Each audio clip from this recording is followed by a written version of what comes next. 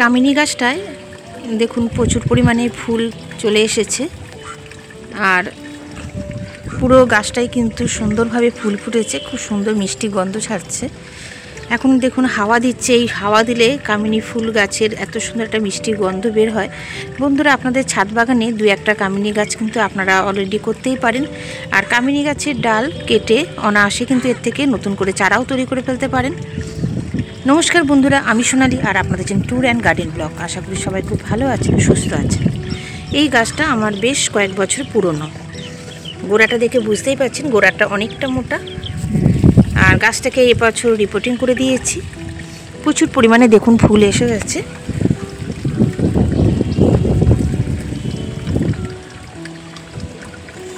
বেশ অনেকবার কিন্তু এই কামিনী গাছে ফুল আসে। এখন সকালের দিকটায় প্রচুর পরিমাণে হাওয়া দিচ্ছে। এখানে একটা বড় গামলার মধ্যে আমি লিলি ফুলের বাল্বগুলো বসিয়েছিলাম, দেখুন সেখানেও ফুল ফুটতে শুরু করে দিয়েছে। বেশ অনেকগুলোই কিন্তু স্টিক বেরিয়েছে। দেখতেই পাচ্ছেন গামলাটা বেশ বড়, আমি অনেকগুলো বাল্ব এখানে বসিয়ে দিয়েছি। এখানে দেখুন আরও কতগুলো স্টিক বেরিয়েছে।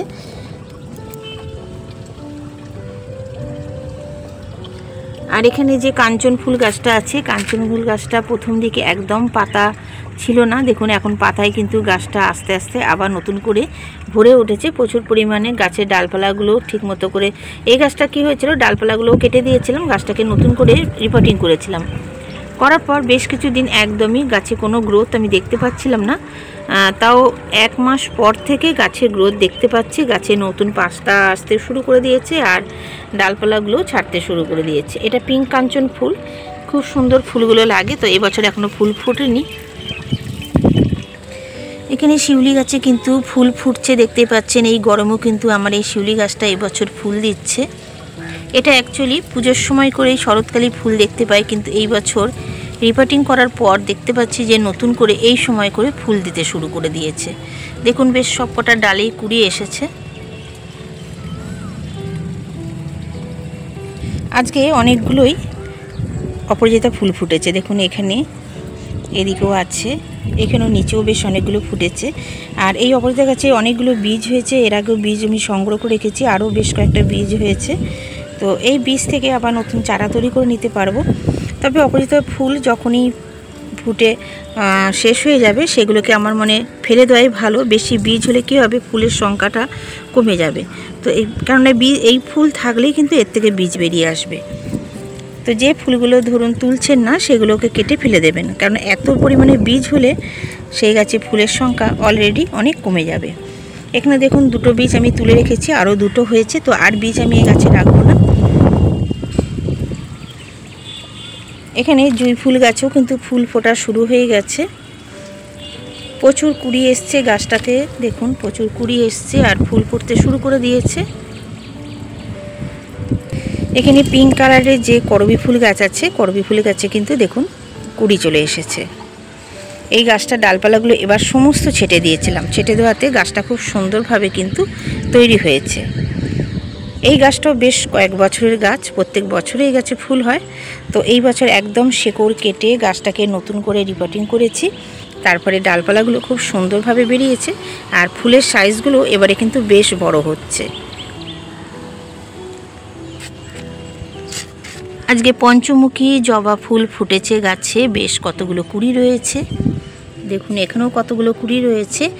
এই গাছগুলো জবা ফুল গাছে এত মিলিবাগের আক্রমণ দেখতেই পাচ্ছেন। এই দেখুন মিলিবাগের আক্রমণ প্রচণ্ড হারে হয়ে থাকে।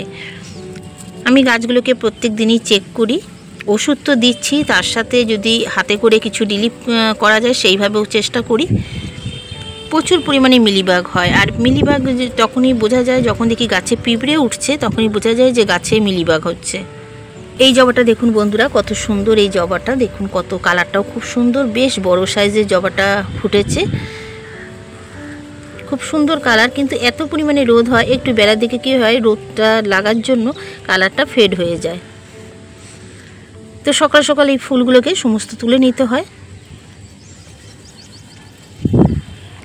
এই বেদানা গাছে এত পরিমাণে বেদানার ফুল আসছে, আমি দেখুন সমানে কিন্তু রোজই বলতে গেলে এই গাছ থেকে প্রচুর বেদানার ফুল আমি কেটে ফেলে দিচ্ছি। আমি চাইছি এই বছর গাছটা থেকে কোনো রকম ফল নেব না, গাছটাকে একটু বড় হতে দেবো। গাছটা যদি একটু বড় হয় তবে কিন্তু এর থেকে যে ফলটা পাবো সেই ফলটা যেমন সাইজেও বড় হবে, ফলটা মিষ্টিও হবে আর ভালো হবে। কিন্তু দেখুন এত পরিমাণে ফুল আসছে যে ফুল আমি শেষ করতে পারছি না ফেলে ফেলে। দেখুন এটা খেয়াল করে নিই, এটা দেখুন কতটা বড় হয়ে গেছে, মানে ফোটার টাইম হয়ে গেছে ফুলটা। কিন্তু যেগুলো ছোট অবস্থায় দেখতে পাচ্ছি সেগুলো কিন্তু আমি ফেলে দিচ্ছি। দেখুন এইভাবে কেটে কেটে আমি সমস্ত ফুলগুলোকে কিন্তু রোজই ফেলছি, আর রোজই দেখছি গাছে প্রচুর পরিমাণে ফুল আসছে। গাছটা এখন বেশ ছোট, কারণ এখন গাছে আমি ফল নেব না, সেই কারণে গাছটাকে একটা বছর একটু বেড়ে উঠতে দেবো, তারপরে এই গাছ থেকে আমি ফল হারভেস্ট করব। এর আগে একবার শুধু ফলটা কেমন হয় দেখার জন্য আমি একটা দুটো ফল রেখেছিলাম, সেটা আপনাদেরকে দেখিয়েছি। সেই ফলগুলো কিন্তু সাইজে বেশ বড় হয়েছিল, ফলের দানাগুলো ছিল লাল আর মিষ্টি। কিন্তু এখন চাইছি যে গাছটা আরেকটু বেশ বড় হোক।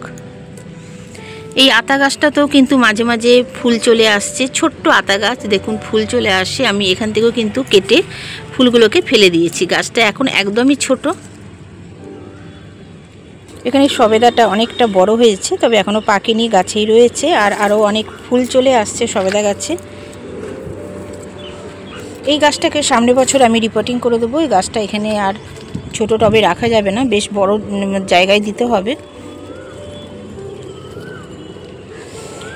আর এখানে গাছটাতে, জামরুল গাছটাতে আমি মশারি দিয়ে দিয়েছি, কারণ দেখুন এই যে ফল বড় হতে শুরু করে দিয়েছে। আর এখানে কাঠবিড়ালির উপদ্রব প্রচুর পরিমাণে।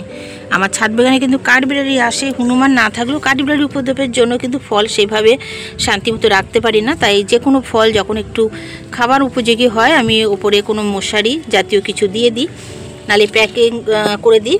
তো দেখুন এখানে সমস্ত ফুলগুলো ফুটতে শুরু করে দিয়েছে। নিচে দেখতেই পাচ্ছেন বিছিয়ে রয়েছে ফুলগুলো পড়ে।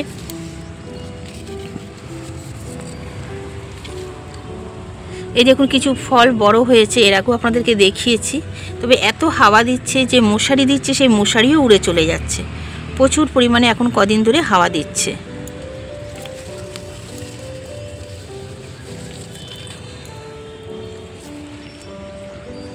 এখন দিতে এসেছি ছাদ বাগানে গাছে জল, কারণ এই সময় করে একবার জল দিয়ে দিচ্ছি, তারপরে আবার সন্ধ্যের দিকে করে একবার দিচ্ছি। তো মাঝে কিছুদিন দুপুরবেলা তো জল দিতে হতো, কিন্তু আমি যে একটা ভিডিও দিয়েছি যে কিছু গাছের গোড়ায় মালচিং করে দেওয়ার জন্য, ফল গাছগুলো বিশেষত, এখন জলটা সেইভাবে দুপুরবেলাটা দিতে হচ্ছে না, গাছের গোড়া বেশ ভিজে থাকছে। তো এখানে আরেকটা ছোট সবেদা গাছ আছে, এই গাছটা তো এবছর নিয়ে এসেছি। এই গাছটা তো দেখুন চলে এসেছে ফুলের কুঁড়ি।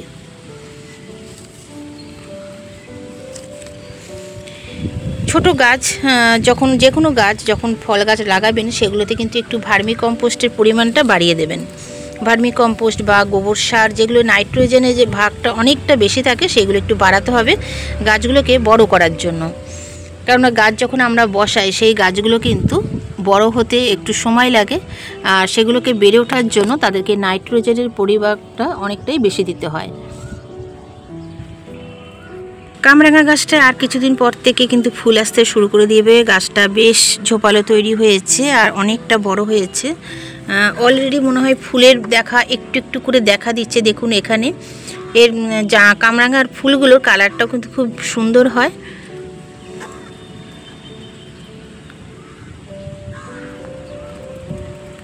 আজকে বেশ কয়েকটা দেখুন লিলি ফুল ফুটেছে। এই লিলির ফুলের কালারটা কিন্তু ভীষণ সুন্দর লাগে। কয়েকদিন থাকে, তারপরে এই ফুলগুলো আবার নষ্ট হয়ে যায়। তো এই লিলি ফুলের এই দেখুন, এই যেমন এই স্টিকটায় ফুলটা শেষ হয়ে গেছে। যখন এই লিলি ফুলের এরকম স্টিকগুলো ফুল ফোটা শেষ হয়ে যাবে, স্টিকগুলোকে একদম নিচের অংশ থেকে কেটে দেবেন। এইভাবে এগুলোকে কেটে ফেলে দিতে হবে, তাহলে আবার কিন্তু নতুন করে স্টিক বের হয়। এখানে সাদা নয়নতারা ফুল কয়েকটা ফুটেছে। দেখুন এখানে স্টিকটাও নষ্ট হয়ে গেছে, এগুলোকেও ফেলে দিতে হবে। আর দেখুন এখানে যে ড্রাগন গাছের চারাগুলো লাগিয়েছিলাম সেগুলো কিন্তু বেশ অনেকটা, এই দেখুন এখান থেকে ডাল বেরিয়ে এসেছে। আমি দুখানা এরকম গাছ আলাদাভাবে লাগিয়েছি, তো এগুলোকে আবার নতুনভাবে রিপোর্টিং করে দেবো।